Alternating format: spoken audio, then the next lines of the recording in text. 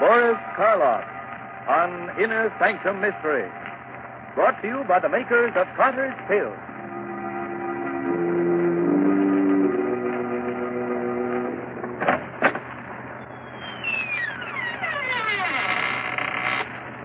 Good evening, friends. Let me welcome you once more to the Inner Sanctum. This is Raymond, your host. Come in, won't you, and sit down? No, I'm not being polite. I'd prefer you to sit, you see. Because within the next 5 minutes, you're going to be so weak in the knees that you won't be able to stand.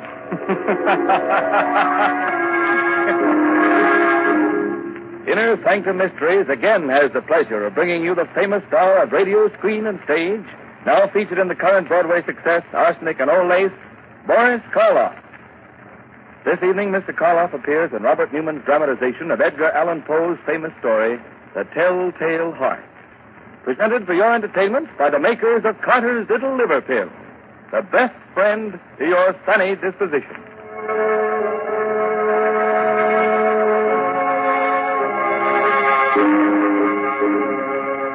And now our story. A story based on a tale by the greatest master of the macabre that ever lived, Edgar Allan Poe. The story of a man who could hear not only every sound on earth, but even things that don't exist. So, turn down the lights, call in a friend or neighbor to keep you company, and listen to Boris Karloff as Simon in The Telltale Heart. It's early evening. The sun is just setting behind a range of low hills. On top of the nearest hill is a huge rambling building surrounded by park-like grounds. A road winds from its gates down to the little village below. Down this road comes a man. He's tall, gaunt, his hair snow white. He's so busy with his thoughts that he doesn't see the small, dark man who sits by the roadside. But just as he is about to pass him... Good evening. Huh?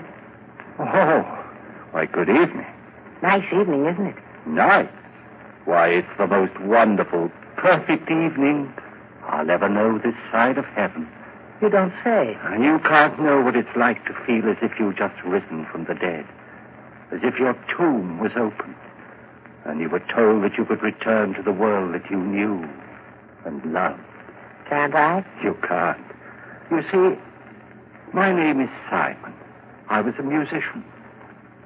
2 years ago, I went stone deaf. Suddenly. Completely. Do you know what deafness means to a musician? It's like dying. Or worse. Like dying and knowing that you're dead. Oh, I went to doctors, but they could do nothing for me. But finally, one of them sent me to see the doctor who has the place up on the hill here. Dr. Adair? Yes, Dr. Adair. He kept me with him for 6 months, and now I'm going home again. He cured you? You can hear? Hear? Listen. Listen hard, and tell me what you can hear right now. Nothing very much. The wind? Cricket? Cricket and the wind.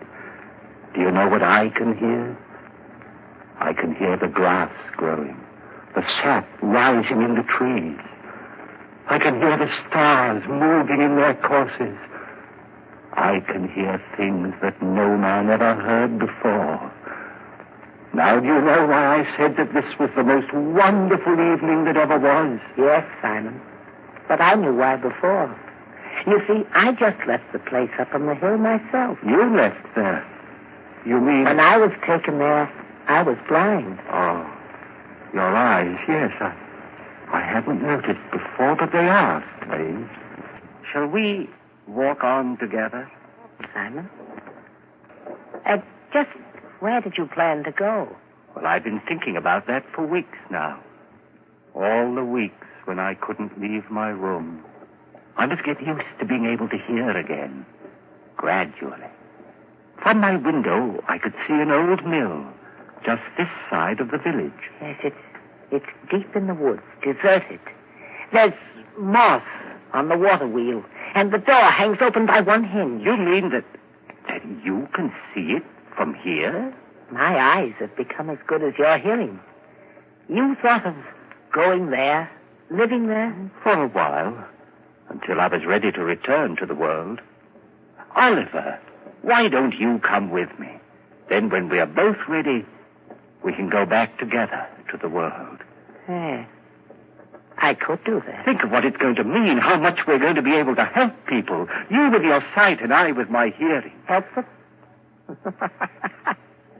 Yes. Yes, of course. All right, Simon. We'll go to your old mill.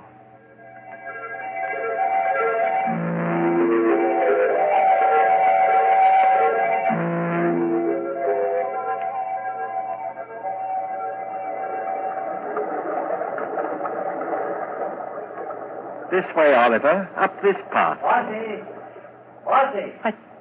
Someone's coming. The farmer, he seems to be looking for something. Good evening. I'm looking for my cow. Have you seen her? Well, what kind of a cow is she?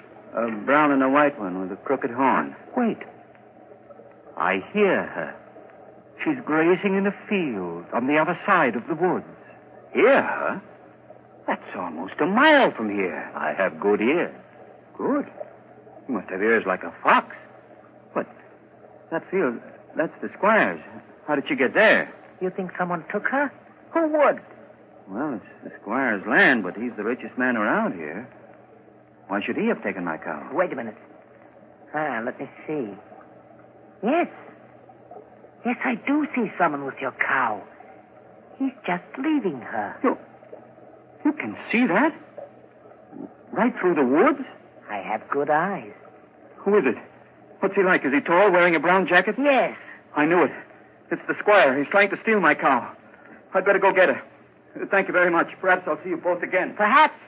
We'll both be staying around here for a while there in the old mill. Why did you tell him that, Oliver? Did you really see the squire taking his cow? I saw what he wanted me to see. What do you mean? He hates the squire because the squire's rich and he's poor. But what? Never mind, Simon. Shall we go on to the mill? Here we are. And it's just the way I knew it would be. Quiet, peaceful, no noises, just sound. And even those are dulled by the waterfall. Yes, it's just the way I knew it would be, too. Dark, dank. The home of the rats and spiders. We'll be happy living here with them. Happy with rats and spiders? Why? Because they're like me. Rats see in the dark, and spiders spin webs. I don't understand you, Oliver. Must you always see the worst, the most evil side of everything? Always. But why? Don't you love people? Don't you think that this is a good world? A good world when I was blind for more than 2 years. But whose fault was that? What difference does that make? I was blind. And did anyone care that I was? No. Love people. I hate them. But, Oliver, that's wrong. You've no right to hate anyone or anything. What's that? What? It sounds like wings, like... Yes, there it is, there. A swallow. Why, it's frightened, trying to get out. Why, it's beating itself against the wall and... Oh, poor thing, it's hurt itself. Fallen to the ground. I'd better catch it. Is it badly hurt? No, I don't think so. Oh, just this one wing. Here, let's see. Perhaps we can put a splint on it, heal it. You think so? Here, Oliver. But be gentle. It's still terribly frightened. I will. Oh, Oliver! What are you doing to that bird? Doing... Blood, you've crushed the swallow, killed it. Why, so I have. You killed it deliberately. You think so? I told you we all have some badness deep inside us. Even you. Here you are ready to believe the worst of me, that I'd wantonly crush a harmless little sparrow to death and... Simon. What is it? I don't know, but there's something in your face. something that wasn't there before. I don't know what you're talking about. I'm going up to bed. Simon! Simon, wait! It wasn't he that was blind. It was I.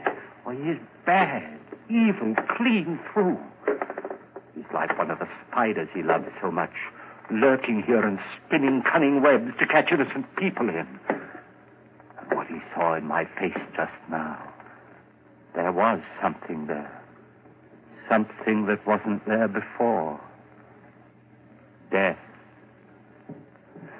Why did this have to happen to me? I was so happy just a little while ago. I loved everyone, the whole world. And now I have to kill him. And here I am, friend, Raymond, your host in the inner sanctum, who also loves everyone. So, Simon has decided he must murder his companion. Not because he wants to, but in order to keep him from spreading the hate and evil he seems to love. That's a charming idea. But if Oliver's eyes are as good as he says they are, good enough to see death in Simon's face, how will he be able to do it, Quite a problem, isn't it? Well, Raymond, everyone has problems.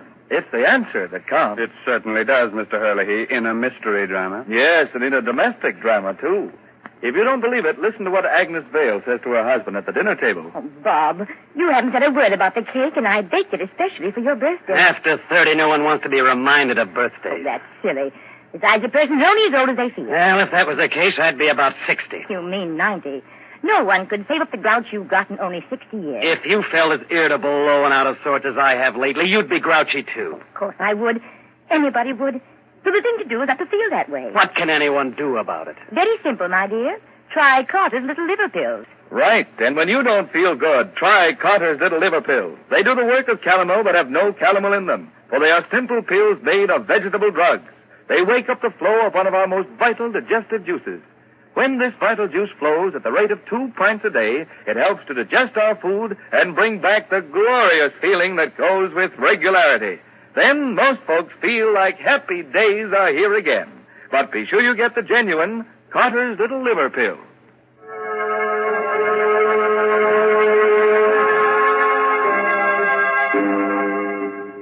Well, friends, are you sorry I advised you to sit down before?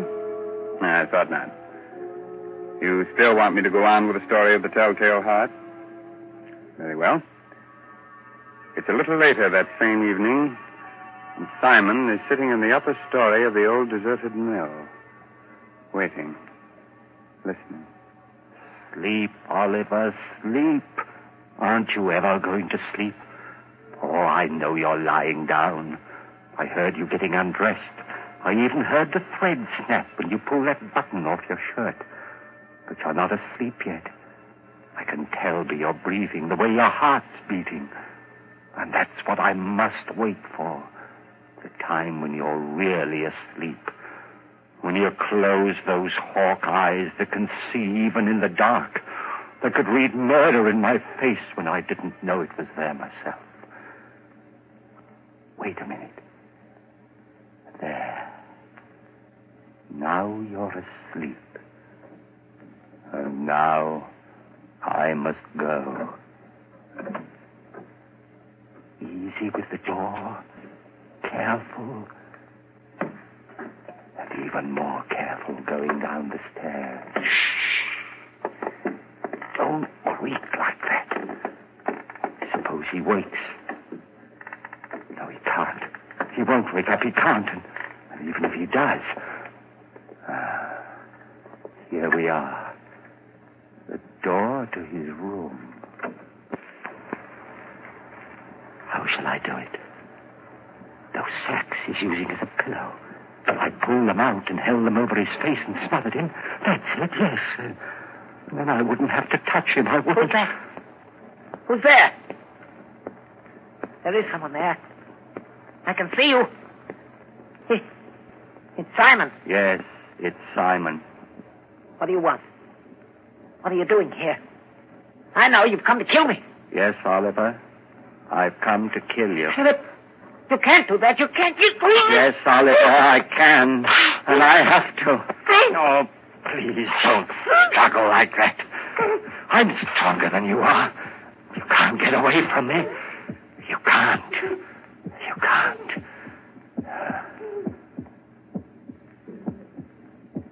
That noise. Hear it?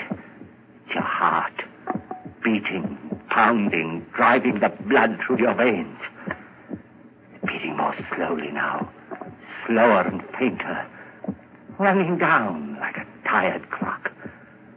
And I'm not going to let you go until it's stopped. So don't struggle. Don't struggle, please. Just a few seconds more. I can hardly hear it now. Just a faint, throbbing murmur. And now, even that's gone. Yes, it stopped. And you're dead. Oliver, listen. I didn't want to do it. I didn't, but I had to. You were only interested in hurting people. That's why I had to do it. And that's why I'm not going to give myself up or confess that I killed you, because I can still help people. You understand, don't you? That's why I must get rid of your body, hide it somewhere. Oh, what am I to do with you? I know. I'll keep you here, tear up the floor and hide you underneath it. Yeah. Let's see now, this crowbar. Board. And this one here, there. That should be big enough. And now, in you go.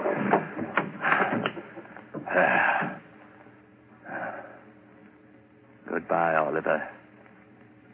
Goodbye. Just put these boards back. Nail them down again with the same rusty nails. And it's done. Now I'll spread this dust over the cracks. No one will be able to tell what I've done. No, not even with your eyes. If you could still use them. What's that? A light. A lantern outside. Someone at the door. Maybe Christie's come back again. Yes? Who is it? It's Trent, the constable. The constable? What do you want? Oh, nothing much. Thought I'd drop in. Say hello. Come in, constable. Come right in. Thanks.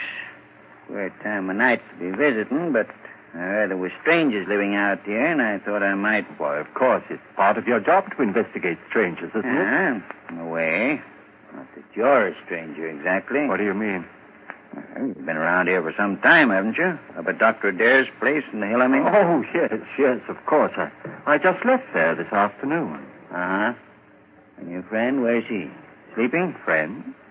Why, there's no one here with me. I'm all alone. But the doctor said... You mind if I look around? No, of course not. Not that I doubt your word or anything like that. Oh, no, don't apologize, Constable. Go right ahead. Well, Constable? There's certainly no sign of anyone else. Well, I told you so. Yes, you did. Now, I'll just sit down here for a minute. Get my pipe going. No, not there. Don't sit there. Why not? Because, well, it was just that the floor looked a little rotten right there, and I was afraid that... Oh, I guess it's all right. Sure. Strong enough to hold me, anyway. Don't step on it like that, you... Good heavens. What's that? What's what? That throbbing. That noise. Beating away like... I don't hear any noise. But you must, you... Those ears of mine. Sometimes they're too good. It's just your watch ticking. Watch? I haven't got a watch on me. You haven't? But then what? Oh, look, Constable, I could use a bit of exercise. Suppose I walk you back to the village. Well, that's mighty nice of you. I'm glad to have your company. hurry, is there? Just let's sit there for a while. I don't want to sit. Constable, will you come now? Now, this minute. If you don't, I don't know what I'll do. Hey, you have gotten yourself into a state. Is anything the matter? No, of course not. It's just that I get nervous, restless, and you won't mind if I walk up and down right here, will you? If it'll make you feel any better, go ahead. Thank you. This floor, it is noisy, isn't it? It isn't noisy enough. Constable, this lever here, I've been wondering about it. What's it for, do you know? Why, yes. I think it opens the sluice, starts the mill wheel turning. It does? Then let's try it. See if it still works. There. Yeah, still works all right. It's quite a racket, too. You're not loud enough still. Constable, for heaven's sake, will you come now? Leave here with me. If you don't, I'll go back. Hey, look, there's no need to get so excited. I'm not excited. I'm perfectly calm and quiet. Will you come now, right away? But I told you. I know what you're doing. Sitting there, pretending you haven't heard, making me stay here and listen to it, beating louder and louder and louder. All right, I confess. I killed him. I killed him. His body is right underneath you, under the floor. I killed him, and that noise you hear is his heart. The beating of his telltale heart.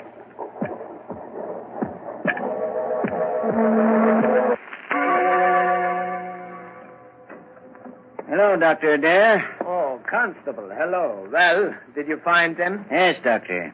I've got it. Some of my boys will be bringing the other one, Oliver, along in a little while. Bringing him? What's the matter with him?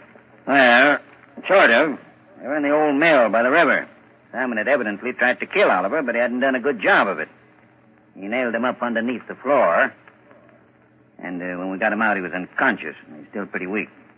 I see. Bring Simon in, will you? Sure. All right, Simon. In here. Yes, Constable? Now, turn him around so that he's facing me. That's it. Well, hello, Simon. Hello, Doctor. Simon, why did you run away from here this afternoon? Run away? I didn't run away. I left. What need was there for me to stay when I was cured? Oh. And what you did, or rather tried to do to Oliver? That was wrong. I know it was wrong, but I had to do it. He was bad, Doctor, bad. He hated everyone, wanted to hurt them, and I couldn't let him. You know, it's strange, Constable. 2 men, both mental cases because of a sudden affliction. But while Oliver's blindness made him hate, Simon's deafness filled him with love for all mankind. Deafness? You mean he's deaf? But when you talk to him, he answers you. Yes, he reads lips. That's why I had you turn him around, so he was facing me. But he's stone deaf. He will never hear again. What's that you're saying? Deaf? But I'm not deaf. Why, there's no one can hear better than I. No one. I heard everything when I left here. Things no man has ever heard before. The song of the swan. The breathing of the fish. Why, I even heard the beating of Oliver's heart. After I'd killed him. Yes, Simon, of course. I'm not deaf, I tell you. I'm not. I'm not.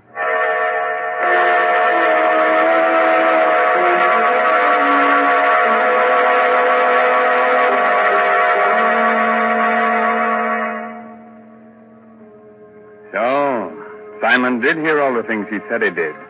Even the beating of the telltale heart. And not with his ears, but with something else deep inside his poor, sick brain. Speaking of telltale heart, I saw it's not a heart at all. It's just Mr. Herlihy's knees knocking together. And if you think you're kidding, Raymond, you're crazy. Oh, I'm not kidding, Ed. In Mr. Karloff's audiences, that's the equivalent of applause. since everyone's generally much too scared to show the usual approval with their hands.